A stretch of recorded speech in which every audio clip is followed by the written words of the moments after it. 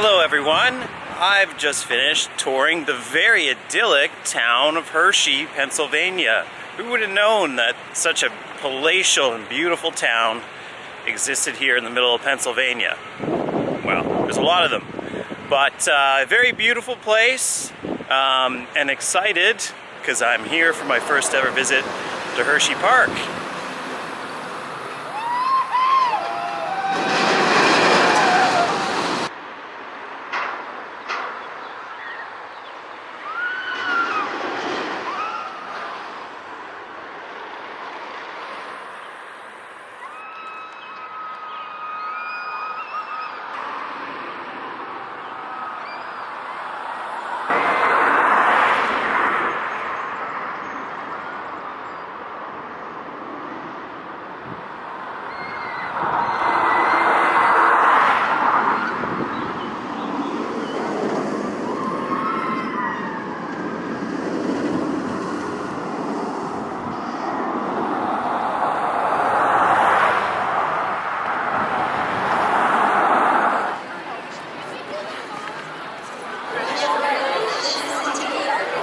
Hello and welcome to Hershey Park. Okay, so not messing around today. It is a full park day that I have here. The park hours are 11 to 8, although the rides are already running and it's just after 11, but they've been running since 10:30.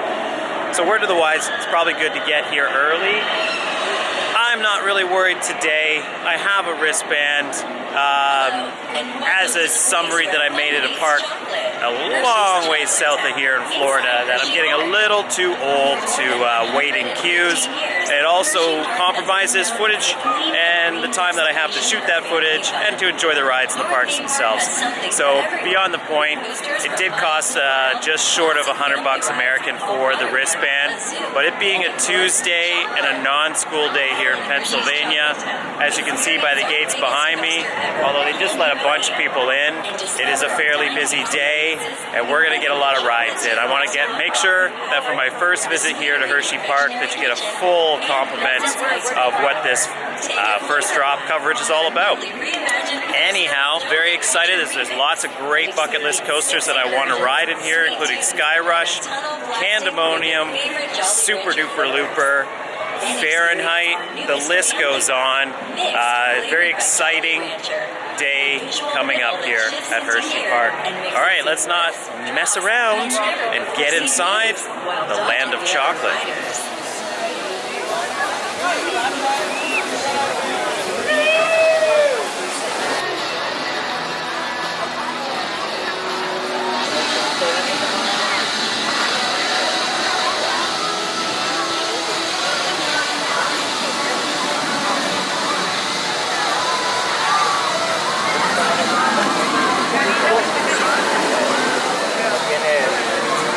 I understand that this whole area of the front entrance is brand new as of only 2 years ago, and I'm really impressed actually. A completely brand new entrance for the park behind me. I've not been here for the original entrance, so I don't know how to compare, but just having that helix at the front gate as you come in for Candymonium is very impressive and gets the day started off right for what you want here at Hershey Park. As per usual, I'm not getting around to actually recording my experiences about the rides, so let's get down to that.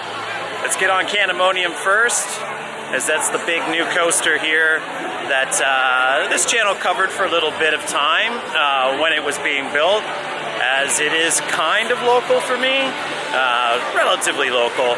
Very similar looking to Behemoth, the Canada's Wonderland, however, so we'll see how it compares to that. All right, Candymonium is coming up. All clear, dispatch. Enjoy your 212-foot drop on Skyrush.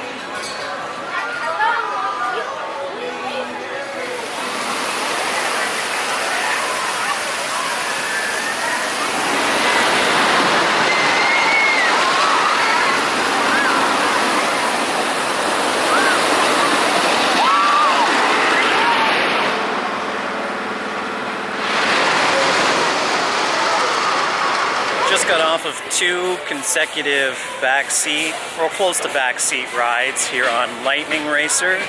Well, one on the actual backseat on the Lightning side, we won that race. And then on the Thunder side, I was on the third from the back, won that race too. What an underrated double wooden coaster. I cannot for the life of me remember the last time that I was on a wood coaster, a racing one, that actually was racing both trains on a day that I attended. So that was very refreshing to get that experience, but also really an underrated wood coaster, to be honest with you. I was very impressed. Very happy that, yeah, it kind of just came out of nowhere and really delivered a nice punch. Some great overbanks. It's about 20 years old now, I guess, so it's showing a little bit of its age, but it's actually aged very well. It wasn't too rough. Excellent tunnel. Airtime hill inside the tunnel as well. Lots of great curve drops, which is something that I definitely prefer on wood coasters. So yeah, definitely a great surprise here. It's starting to warm up here at Hershey.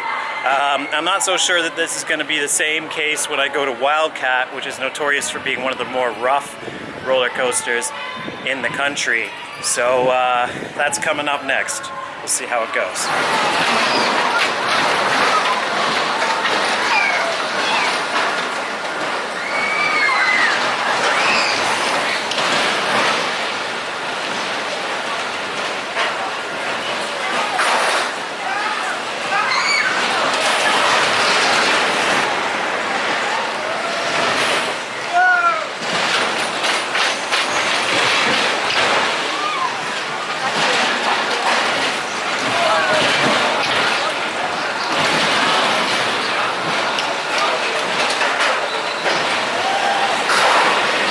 Finished an obligatory ride on the Wild Mouse here. One thing to note about this ride, excellent operations. The throughput was bang, bang, bang. Didn't use the fast pass.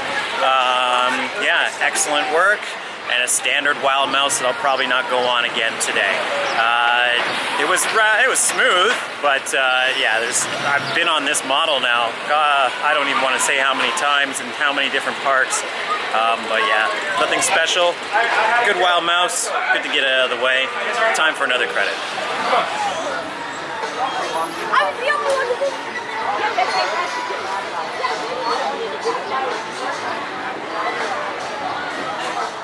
Push down and pull up on your left bar.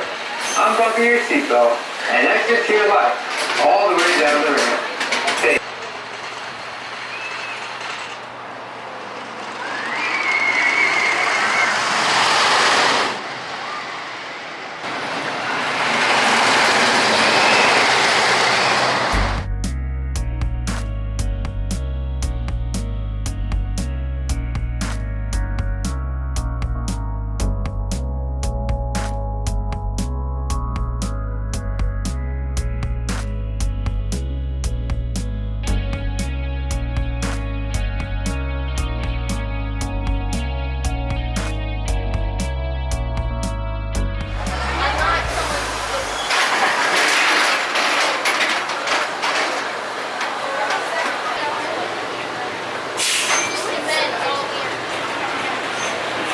Trip on Wildcat now complete for the first time in the back seat. That wasn't that bad, guys. Come on, enthusiasts. What is it about you guys and your notorious rough coasters? And every time I go on one, I'm like, you know what? It wasn't that bad. Have you ridden Grizzly at King's Dominion lately? Because that has to be easily, I still think, the worst wood ride or wood coaster ride that I've ever been on. And a lot of these coasters that I've experienced in the last, I've been fortunate enough to experience in the last couple of months, that generally have been received as being very unbearably rough. Well, they haven't been all that bad. Exception maybe of Predator at Darien Lake, which I'm going to get on some point in the near future. Again, and Wild Beast is not an exception. Wild Beast is really the basis of my argument, because at Wonderland, Wild Beast is running tremendously in a very similar style of ride, not so much a twister as this ride is concerned, but I thought it was quite a good ride. nothing I probably would do more than say twice in a day. I might do a front seat ride later on. Yeah, comparing again to something like El Toro, which, you know, I did ride that 5 times for obligation's sake, let's say, as it's a god tier coaster. But I found that way rougher than what Twister just threw at me right now. So yeah, I enjoyed Twister. Am I in the rarity? I don't know, you tell me in the comments. But that was a pretty good ride. Nothing really to it, I would say. I definitely enjoyed Lightning Racer more. The airtime and the few opportunities in this layout that you do get, there's not much of it. It's really just about that twisting track, and there's been a lot of work that's been done on the overbanks and everything on this ride. So I think that, like, it's getting a lot of TLC, but it's not getting quite the overhaul that you would expect for a ride that's actually going to maybe have a different future, say in a few years' time. So I'm getting Vlog Bomb in the background. They always want to get you right during a review. Anyhow, hello if you're watching. All right, we're gonna go on this here contraption behind me, which is a max spinning coaster, as I found out, Laugh Track. And then we're gonna go on a tidal wave ride, and I'm gonna explain why I'm doing that. Even though it's the midpoint of the date, I am getting sweaty, so it's probably not a bad idea regardless. All right, here's a Laugh Track coming up next. Not really sure what to expect from it. I haven't done any research on it other than knowing that it is a max spinning coaster in a building, so I'm looking forward to trying it out.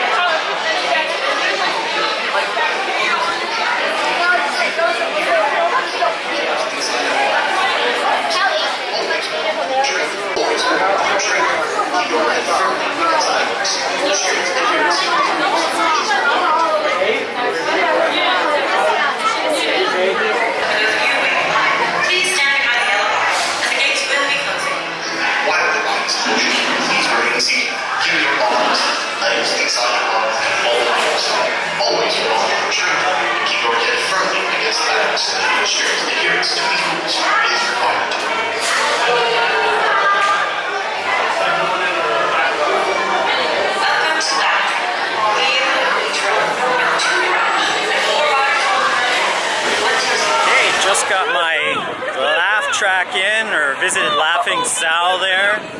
There's no shortage of laughs and noise. It's a max spinner. It's the same standard custom layout that you see at Seabreeze. And I also just rode at Waldemere in Erie, Pennsylvania. It was exactly as you'd expect, except the only problem is that that ride featured a lot of slowing down to enjoy the features of the... I also put in a little bit of footage of the line that I faced coming out of Laugh Track, because while I was waiting in the line, I'm like, what am I doing waiting for this ride when I probably can walk onto it later on? Probably not the case, because I did use my fast track for that, as I'm now in this point of wondering whether or not it was good value. Well, that lineup probably was the better part of an hour if you weren't using the fast track, at least, because there's a whole queue inside, and then there was that whole queue outside that you had to be faced with as well. I'm probably going to go on Tidal Force now. I believe I am. It's pretty busy. If it's got a fast track, I'm definitely doing it, because I've never been on one of these giant waves that's like that are part of 80 feet high, and this one is certainly one of those.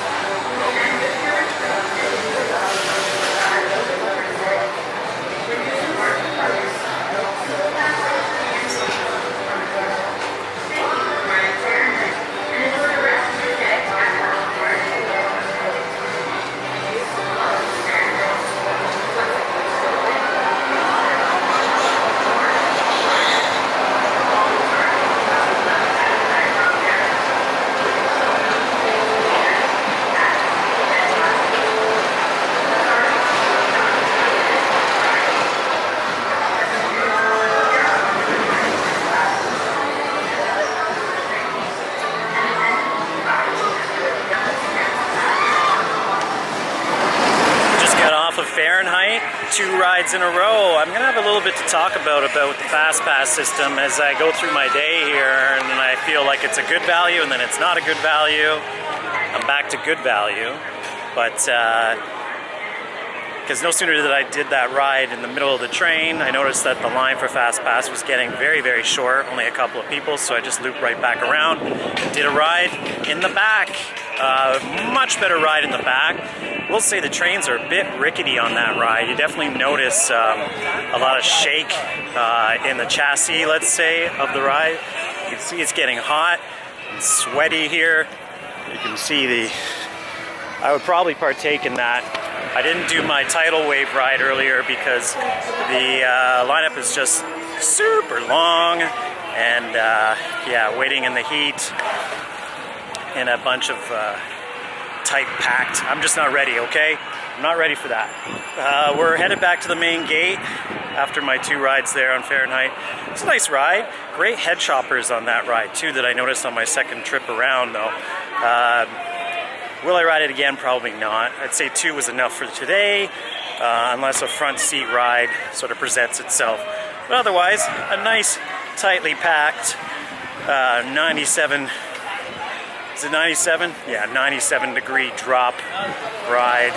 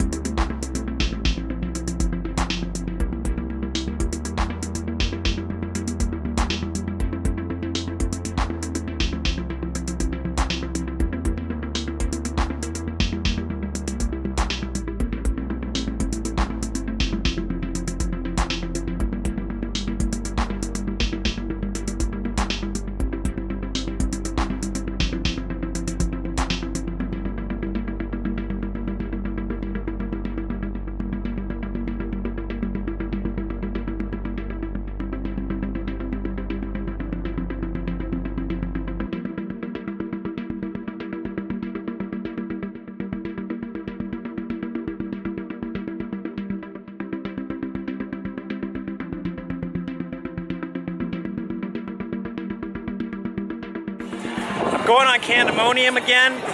When I left, or when I entered this park today, I will not lie, the lineup, even though I had made my Fast Pass decision before I even entered the gates, candymonium, which is situated very conveniently next to the front gate of the park, had advertised a 150-minute wait to get onto the ride.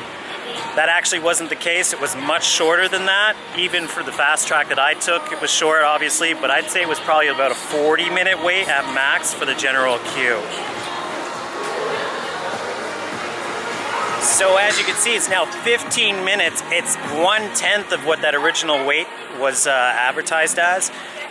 So in hindsight, would I have gotten my pass? Because really everything else in the park, with the exception of Laugh Track, has been kind of like a reasonable wait of 20 minutes max, I'd say. Fahrenheit, I'd say, is probably 20 minutes max. I still have some other rides to get on, but even Skyrush, which was one of the most popular rides here, at the time that I rode that infamous first ride, I'd say the general wait was probably around 20-25 minutes max. So yeah, be careful with your selection of the Fast Pass. I still don't regret my decision because I do want to get on everything at least a couple of times, and that I will be able to do with the ring. But I'm going on candymonium again. Just a word of advice for you if you're coming here on a Tuesday. I'm sure it's not the case on, say, a weekend, but there you go. All right, my candymonium Part 2 ride coming up next.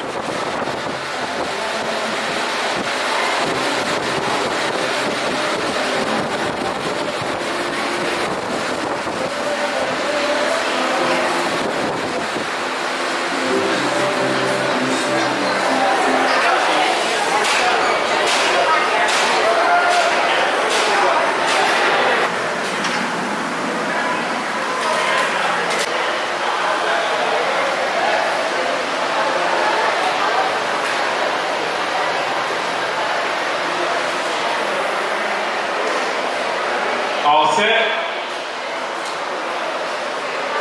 All clear. Dispatch.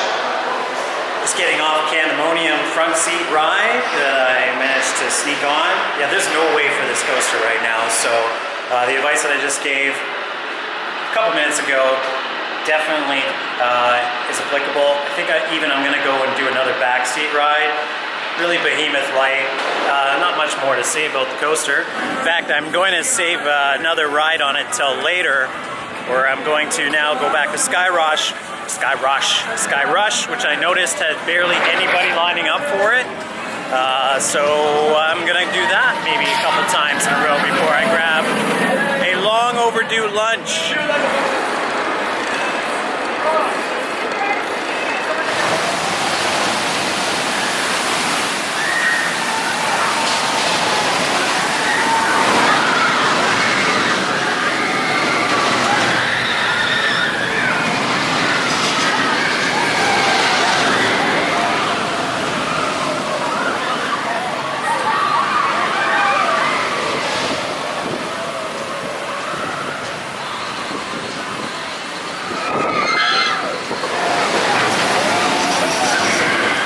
Funny story to tell about Skyrush, or as I'm going to now call it, Thigh Rush, because we definitely got my obligatory broke down ride time out of the way as we were stuck on that ride for 15 minutes, and those restraints on the wing coaster designed by Intamin are usually really good for that.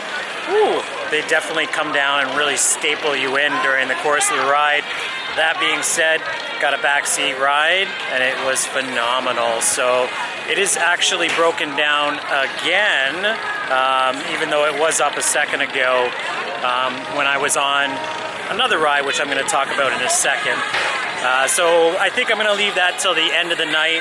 That's probably my favorite ride in the park without question, despite my earlier incident on it. Definitely the most re-rideable if you like those intense rides. It's lived up to expectation. Number one coaster? Certainly not.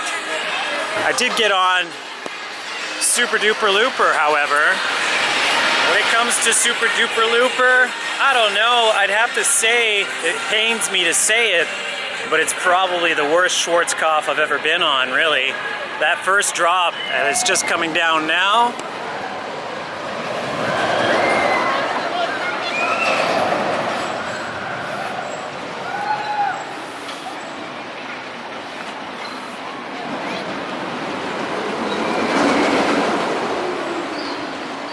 There's just not all that much to it, is there? The G-forces that you generally experience on a Schwarzkopf in the loop were not experienced on this particular ride. That being said, I did do a front and back seat ride, so I am close to front and back seat. I'm not sure it would have made much of a difference being 2 rows away. But yeah, it's one of those now I'm not even going to remember the name, Revolution at Magic Mountain era roller coasters, custom built for the park. It's beautifully grown in. and we're definitely glad that as a classic it's still here. I wouldn't say it's something that you need to, run to ride first in the park though, because yeah, definitely a bit of an underwhelming experience. I'll give you a couple more shots of it in action, however.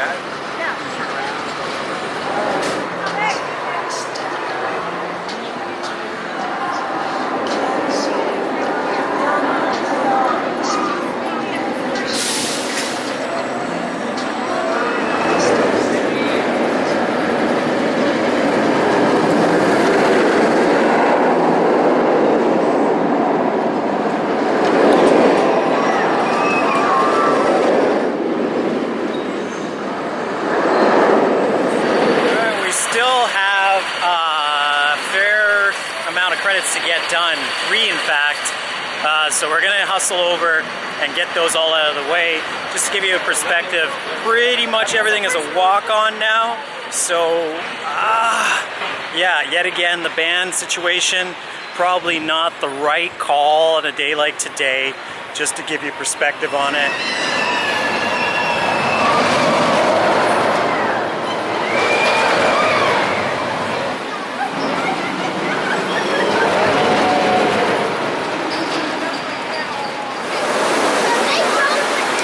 As I was saying, the band, maybe not the right call, but actually I probably wouldn't be in the situation I'm in right now if I didn't have the band. So, it is what it is.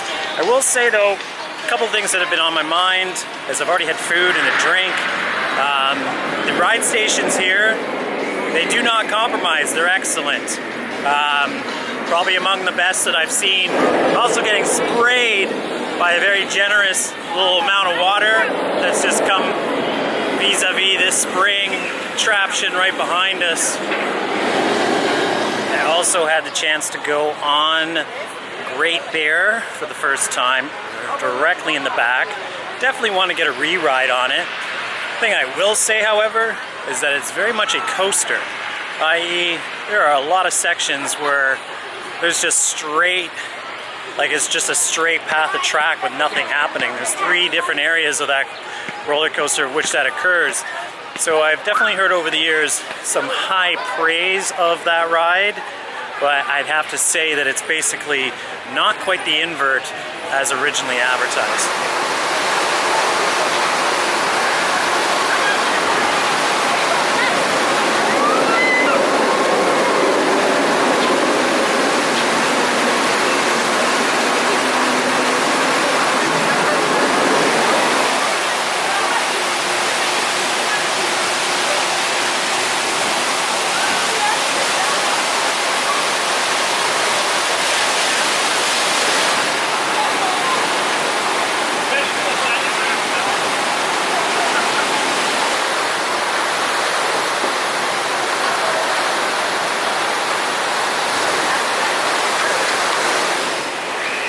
Alright, so we're going to this weird section of the park that I haven't been to yet.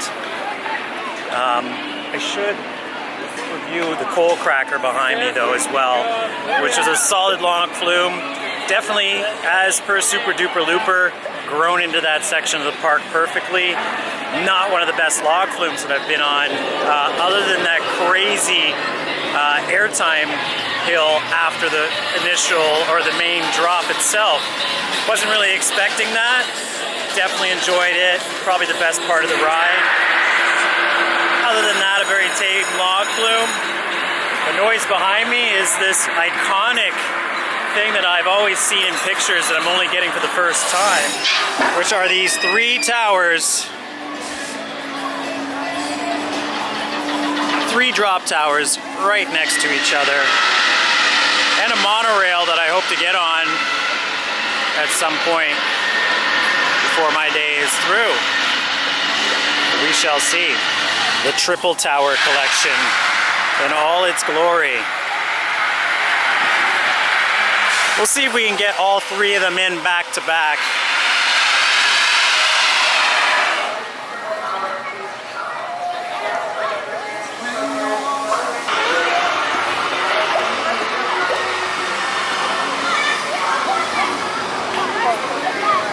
If you had done this like last week, it would have been fine.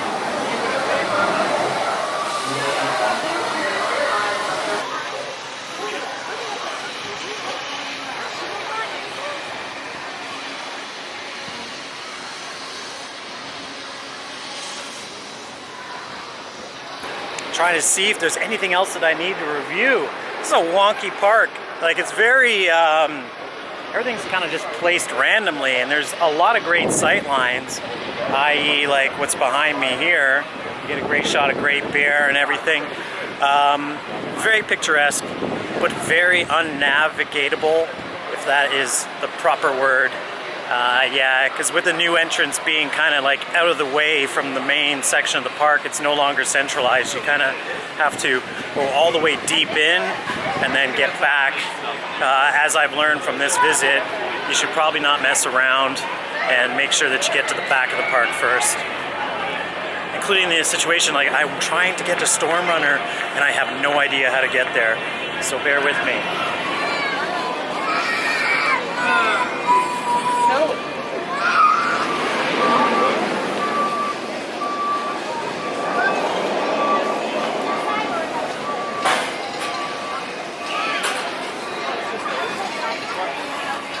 The bear is so low.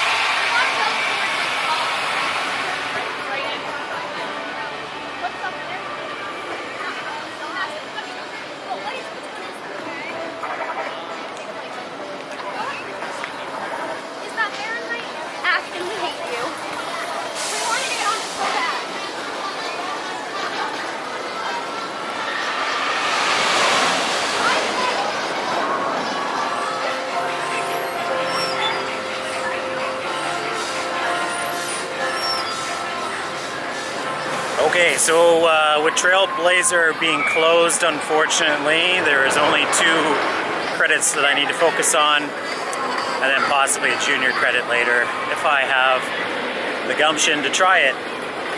And that would be Jolly Rancher Remix. There's Jolly Rancher Mixed, which is a Zamperla Nebulous, right in front of Jolly Rancher Remix, which is a Vekoma Boomerang. Probably should do that first and leave Storm Runner until the end, as it's a pretty, well-received ride within this park. So hopefully we'll manage to get them both done. I'm pretty sure we will. So here we go.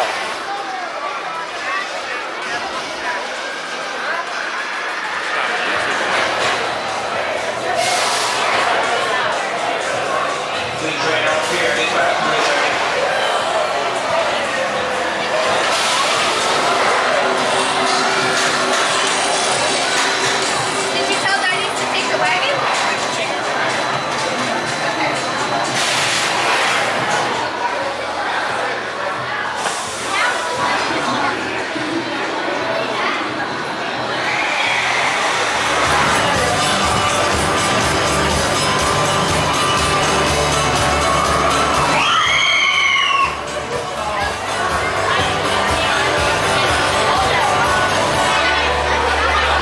Welcome back. Once you're seated, pull down on your shoulder restraint and attain it.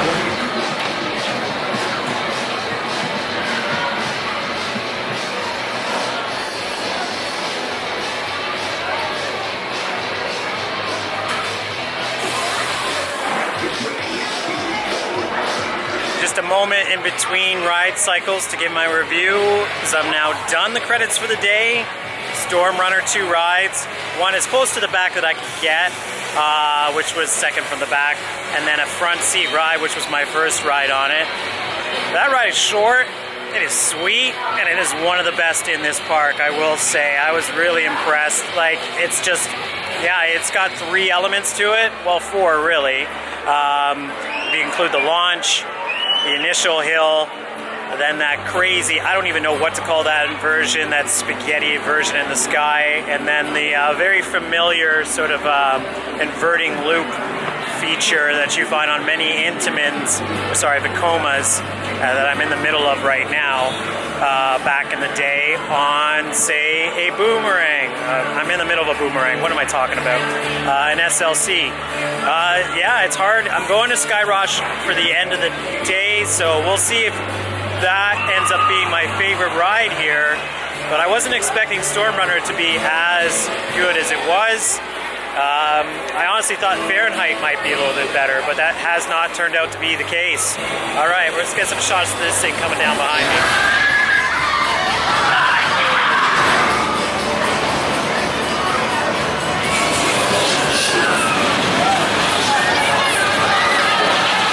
I will say with this Vekoma Boomerang as well that having not been on one with this new style restraint system, it's a little bit refreshing.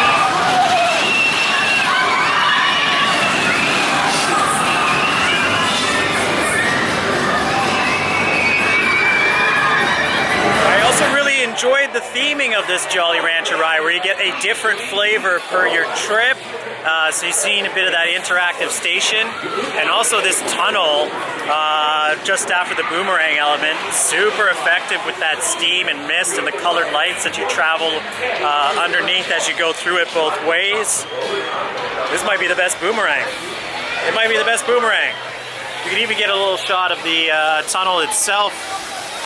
I didn't really think that, you know, it's subtle features like that that really improves what would be otherwise a rather pedestrian 30-year-old coaster that's in almost every amusement park that you can think of. But yeah, it's really good. Definitely one of the best Boomerangs I've been on, without question. Yeah, good times. So, we're going to try to get as much done at the end of our stay here. We got 1 hour to go before everything is done. I got to get all the way to the other side of the park for Skyrush. I might go and get myself dosed on a tidal wave before that happens, because it is a pretty sticky night now here at Hershey Park. May I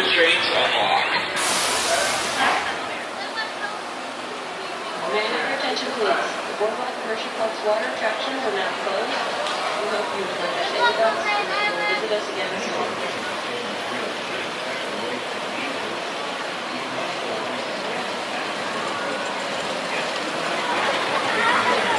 Hello. Okay. You probably can guess what I just rode. Finally. That beast behind me. Wow, what a ride. That is a wave that takes forever to fall from the sky. It just keeps coming down and down and down, and then whew, you get soaked. Yeah, not very steep drop, I will give it that though, despite its height. But yeah, what better than a giant wave to sort of brighten your day at the end. Also get you soaked all the way through as I am.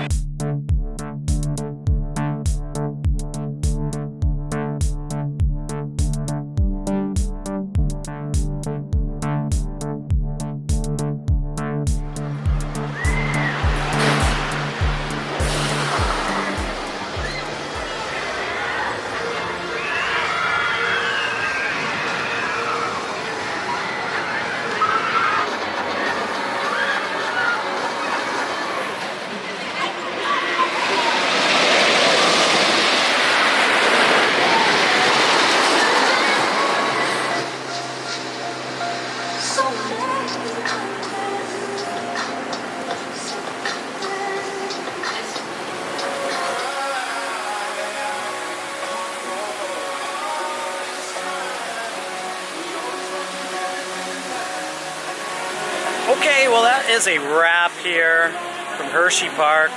What a crazy day. A day where I almost ended vlogging all together, as that was what was going through my head earlier, as really only a short time ago I thought I wasn't even going to be able to leave Pennsylvania. But thanks to the great staff here, will I still actually look in this area to see hopefully if I find the cover to my keys.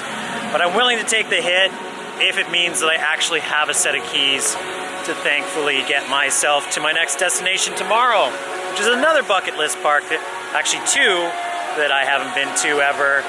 So looking forward to that. Well, I have to end my day here next to what is unquestionably my favorite roller coaster in this park, and possibly in my top 5 overall. After I think usually during the colder months, I'm sure that my opinion on this ride is only going to get better through memory. Obviously my first ride was not the greatest, as there was a couple of challenges there when it comes to the fact that I thought my life was over and my vlogging life was coming to an end. If you're in Hershey Park, and if you're on this path and you happen to see a cover of a key fob for a Ford Escape, it's mine. Well, it's not even mine really, but I would definitely appreciate it if you handed it in to park staff. Anyhow, it's long gone. It could be in the lake for all I know. All that matters is that I have those keys. And because of that, then my impression of this particular ride changed altogether. I will not lie that when many enthusiasts had said that this ride was going to be one of the most intense that I would experience, I didn't really believe it. And I was just like, it's only 200 feet, it's a wing coaster. There's so many other coasters out there that are faster and have much more, for what I thought, punch to it. But boy was I wrong. Skyrush, really those G-forces, I would say, having done Intimidator recently, that it's not as intense. I didn't gray out at any point of the 4 rides that I had on the ride today. And I did get a solid 2 in the front, 2 in the back, to give myself a full sort of estimate of what I preferred. I will say right now that it is definitely the back seat. Like those G-forces, you cannot control the upper portion of your body on this ride. It just gets thrown all over the place when you're in that back seat.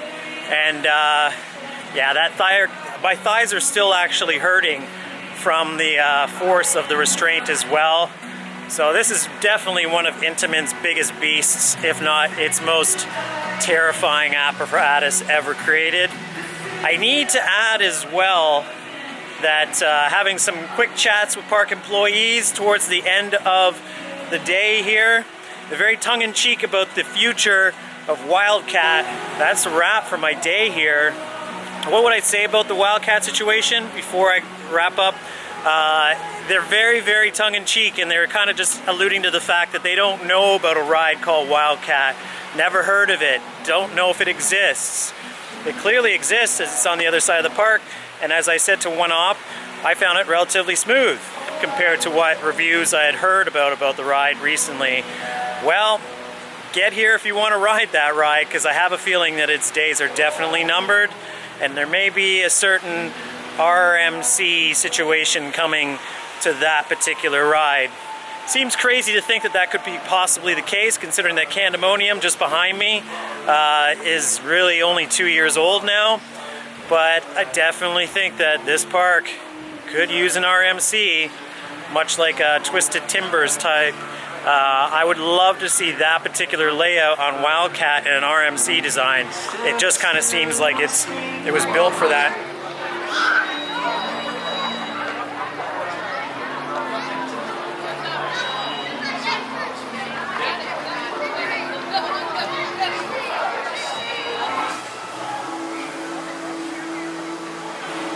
Okay, I'm going to sum up everything now. What a great little park.